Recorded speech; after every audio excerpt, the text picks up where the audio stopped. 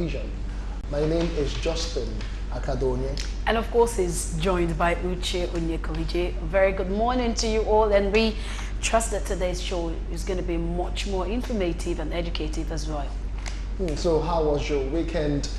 I trust you had yourself a wonderful time, although in Lagos here, the long queues have seemingly resurfaced at filling stations. What with fuel scarcity hitting Lagos again? Uche, how did you manage over the weekend? Well, I didn't get to see the queue until I went out on Saturday, and then I saw the long queue. I got a bit scared, but I thought probably it was just a scare.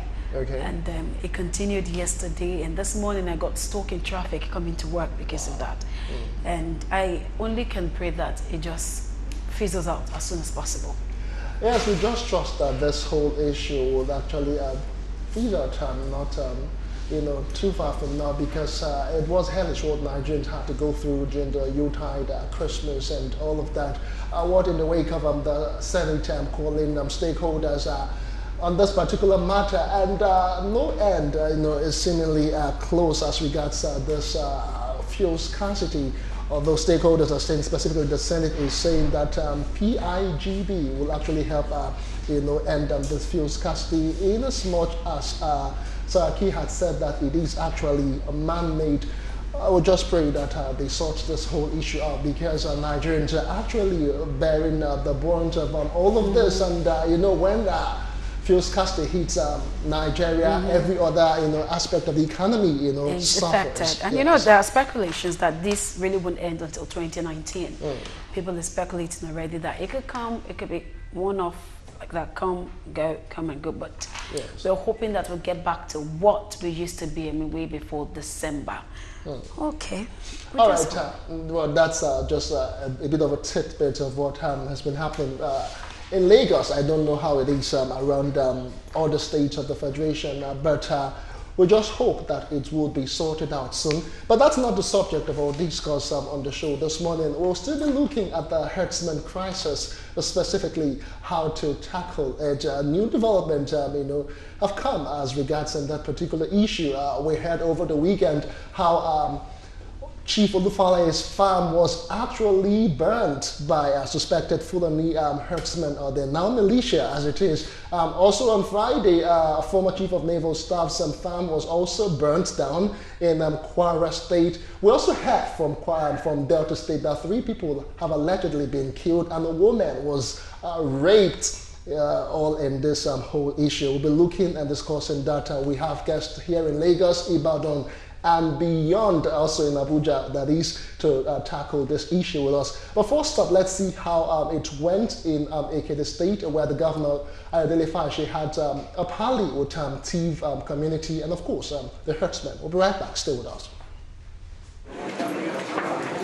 Present at this meeting are representatives of Fulani herdsmen resident in Ekiti State, traditional rulers, local government chairmen, and Benue State indigenes.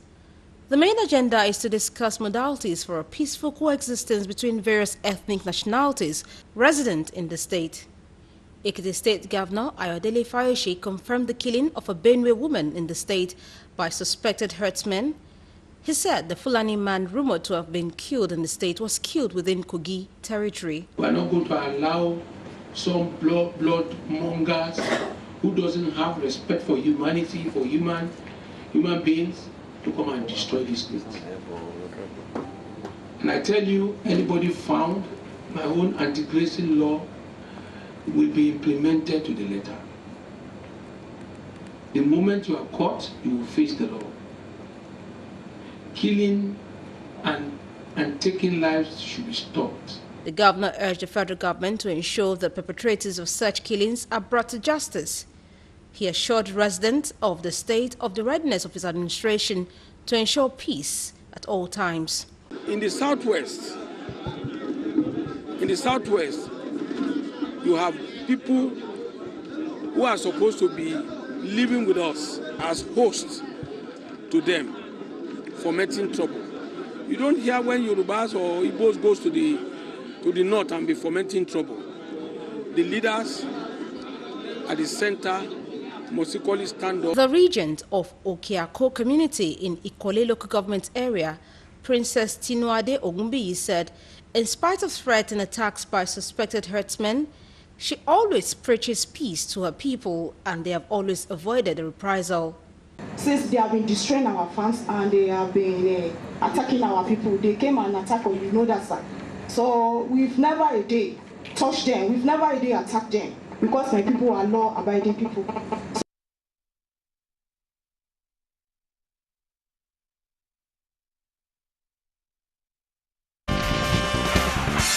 State that from our correspondent Adiola Adewigbe. Many thanks for sending that one in.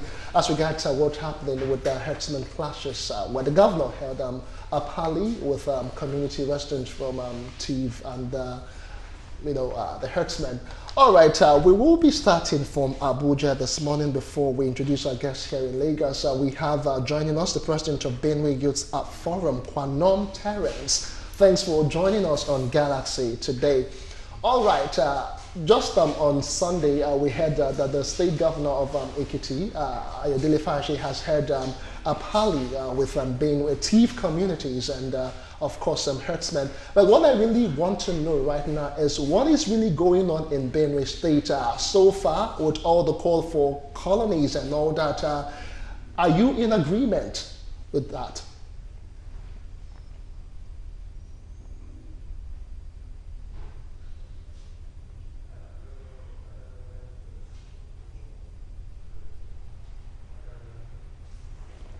No, what is happening in Benue is not an issue of cattle colony because we already have a law and the law is against open grazing. And we expect everybody to respect the law of the land. Benue State is a law-abiding state and we, in a democratic environment, have gone within the rule of law to establish a law that can accommodate both the herdsmen and the farmers. And after this crisis, this law, we've had some crisis, we're on threats to our state. We reported them to the security agencies and they did nothing about it. Then we had an attack subsequently. And after this attack, 3 groups have come out to claim these attacks. The Mayati Allah Kataohore came out to say, we rustled 1,000 of their cows.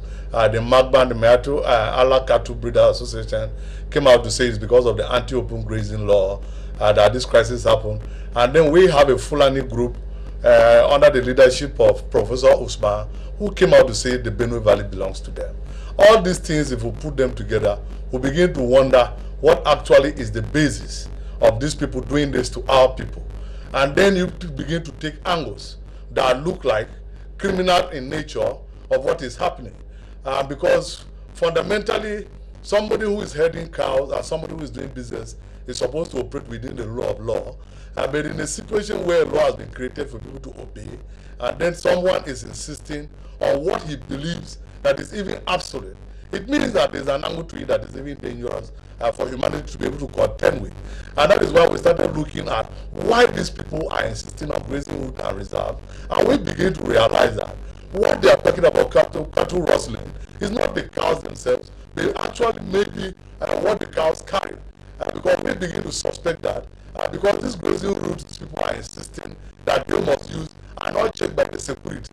And it then obviously means that these cows don't just, these cows carry, they use these cows for money laundering, they use these cows for gun running, they use these cows for trafficking in drugs. And that is why they are insisting on using these grazing routes so that they can be able to perpetrate these criminal acts. And the people they are calling rustling, if somebody is not used to the art of herding, how will the person go and rustle your cow? And we, the people of Benue, we are not used to herding cows, so we cannot be able to rustle any cow. So honestly, the all right, but we'll try and reconnect with Abuja studio. We're having a bit of an audio issue. We couldn't really get to hear exactly what you're saying, Kwanom Terence. We'll try and sort out the audio in a matter of seconds. But right here in Lagos, we have a legal practitioner joining us this morning. And that's the person of Ahmed Abbas. Good morning, sir, and welcome to Galaxy Today. Good morning. Okay, we're looking at updates on this herdsmen issue going on in Benue and every other. I mean, it's extending gradually, and this seems like more like a terrorist attack. In your own opinion, what would you say? How would you rate what is happening? And what would you say is actually the cause of this whole thing? There are. You see, when you are not proactive, the essence of governance is constantly to make laws, policies, and programs. Having interrogated the unfolding circumstances, because society is dynamic in nature. Climate change, desertification,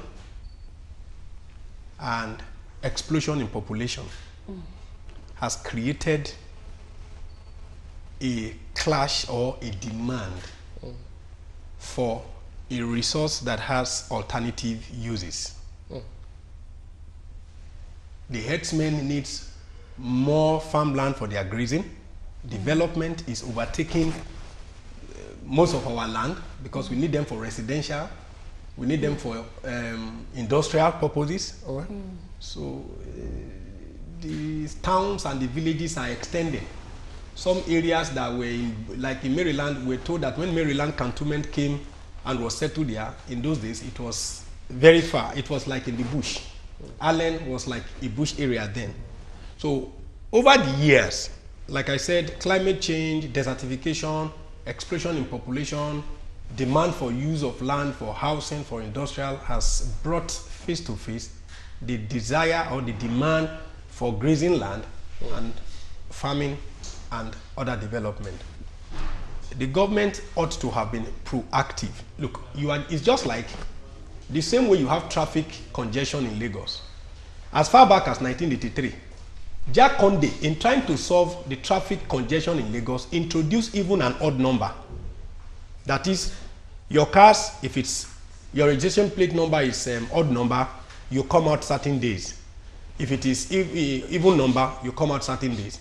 But it didn't solve the problem because those who had money simply went to acquire more cars. They simply go to the registration center and say, look, I have one car that is odd number. I need an even number, plate number. So what it means is that you make money.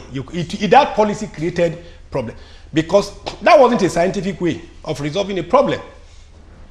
2017, traffic congestion is still a problem in Lagos. Meaning that from 1983 to 2017, there has been no scientific approach in resolving a problem. You see, when a man, as a bachelor, you are living in a one-room apartment, you went to marry a beautiful lady, you should know sooner than later that children will start coming. You had your first child, you are still living in one-room apartment. You had your second child, one-room apartment, third child. You do not need any prophet to tell you that sooner than later, you will carry your chair on top of fridge, carry the fridge on top of bed. Some people will sleep under the bed. Some people will sleep inside the cupboard. Some people will sleep wardrobe. Some people will sleep in the passage. Common sense simply demand. Look, Lagos State is turning, if residential areas, go to Ikeja GRA, Isaac John, they were residential areas. Yes. A woman was complaining the other day on Allen here. He said, these people don't even have respect for elderly people now. On my right-hand side is a bar and lounge. On my right-hand side, I can't sleep. In the night, I'll be like, boo, boo, boo, boo, boo, boo, boo. I said, well, simply because there's a demand for commercial business centers. The population is increasing. People want business. They want to start their business. And so they are putting pressure on the existing facilities. That's where the government must come in and say, wow, there's so much demand for commercial facilities now. In order for us not to encroach in our residential areas, let us create a business center for them. That's how you develop a society.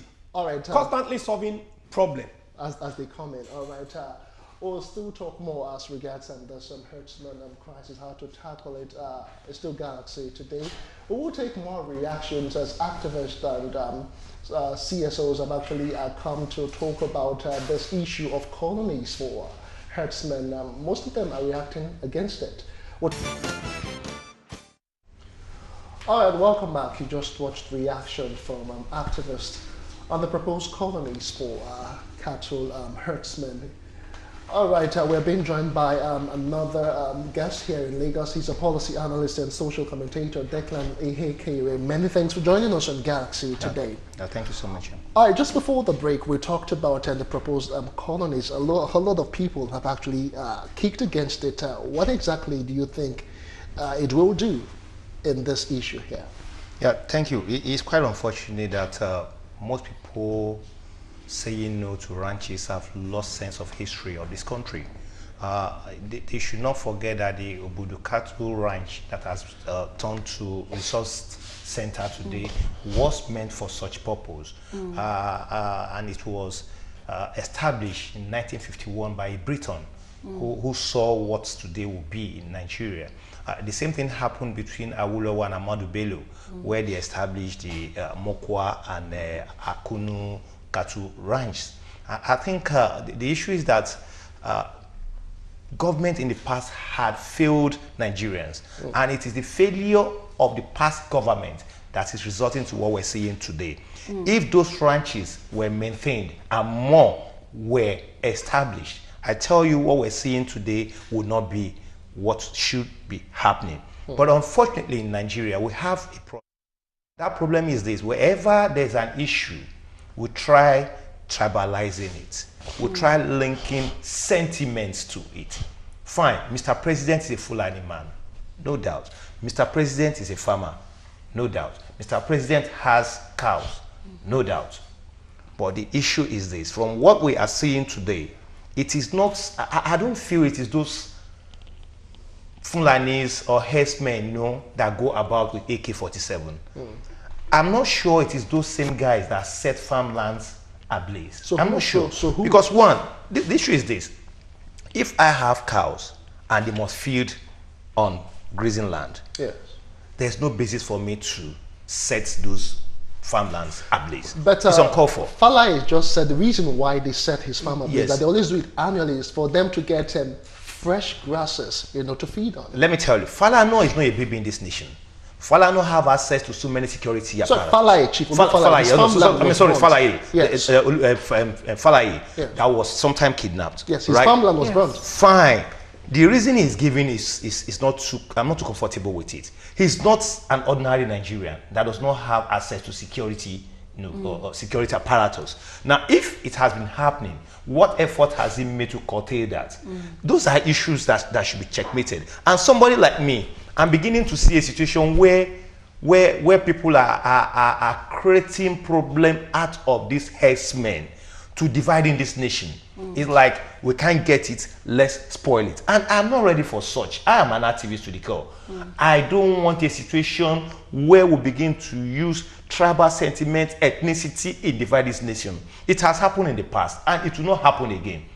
If the herdsmen go about their business in love, and the criminal intent of it, of killing people with AK-47 is taken care of by the government, I can tell you there will be relative peace. Before I was born, people have been doing this business. People go about with their cows and all those things. But we should ask one question: at what point in time did the AK-47 and killing and burning started? Okay, now I want to bring this because a whole lot of people think that it will also be political. It could also be a means of distracting or seeing that 2019 is just how many months away. And so a whole lot of people think that is either this is geared towards frustrating the present government, or they just feel this is politics. Do you think so? I think, yes, I'm looking towards that direction. Why I'm saying I'm looking towards that direction is this. That was why I said earlier that Mr. President is a farmer. Mr. President is a Fulani man. And in quotes, the herdsmen are like Fulani people. Okay? They're like Fulani, or they're Fulani themselves? Well, they are Fulani, some are not Fulani. Okay. But because Mr. President is a Fulani man, we can easily link him to that. We can easily link the fact that, oh, he's not acting, he's not sending soldiers because he's their patron. Okay? This has some political intonations. And we should look at one thing, and that is the issue of, for instance, Benue. Benue, as far as I'm concerned, is a state that has so many retired military officers, so many retired police officers serving, and so many of them are there. And you should also expect a kind of internal conflict even within Benue. It's a state that was being ruled by a particular government before. Now it's being ruled by another government. But it's gone beyond Benue now. I am coming. Okay. I am coming. That is where the political thing comes in. If they destabilize Benue today, they move to other place to also destabilize, to also send a message that the federal government is not in control. So the whole idea right now is that it's not just Benue State, Taraba State is involved, Adamawa State, we heard of killings in Delta State, Ekiti State now. But the next question, now, let me come to you now, Barrister Ahmed. In all of this, still talking about Benue, the people are seemingly not confident again in the powers and the strengths of the police. They say back then when there was the issue of militancy in the Niger Delta and of course pro-Biafra agitation, and the military, was sent in, that in this case where AK-47 rifles are being brandished all over, that it's not just a thing for the police, that we should start talking about martial law. What do you think?